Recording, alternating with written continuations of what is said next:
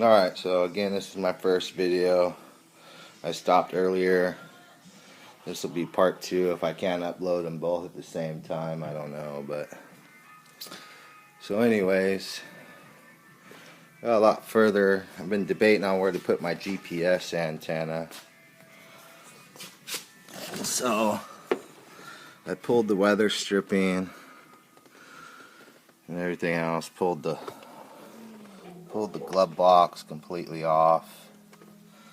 That's the frame of it laying down here. The glove box is sitting over here in the passenger seat. So,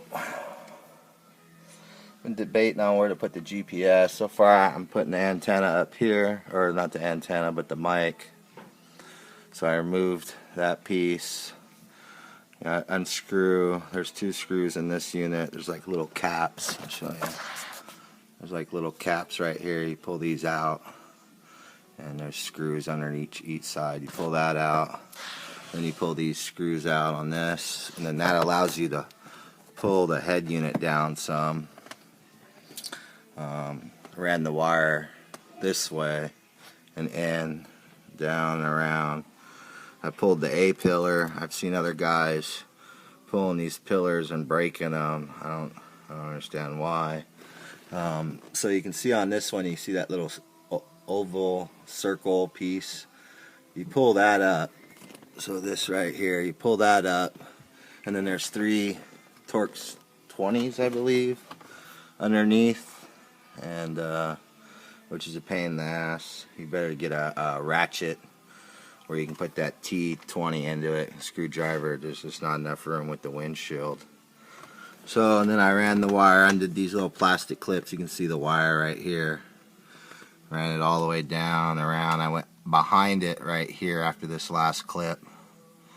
Went behind it. And there's kind of like a little seat belt thingy here.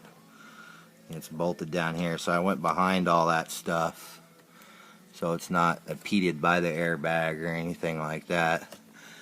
Then came down here, down around, pulled the weather stripping. I hope you guys can see that. I don't know, best light in here.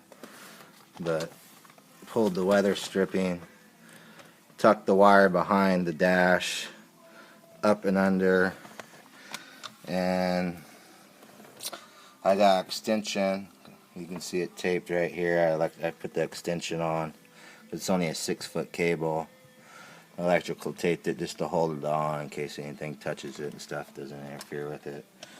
And that's where I'm at. I gotta get that wire over the other side, over to here. I talked to another guy on YouTube about the extension. He also has the same unit. I'll look up his name and put a thanks or a shout out to him later on. I think he's the only other one on here that has this unit.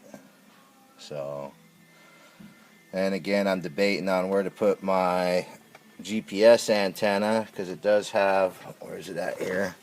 It does have a magnet on the back of it. Let me see anything magnetic here. See? So it is magnetic. So, and it did come with Velcro adhesive strips for the back of it. So I'm debating on putting it up here. I just don't like the look, because on these BMWs, their dash are molded, so they're not like completely flat. Let me see if I can get it hooked up here, at least let it sit there. The wire's being a pain.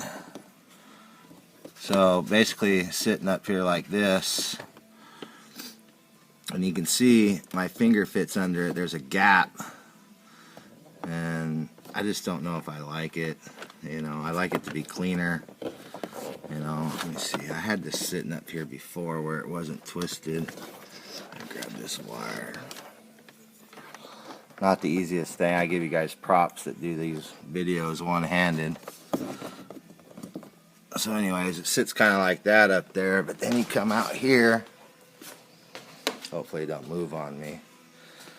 And you can see it plain as day.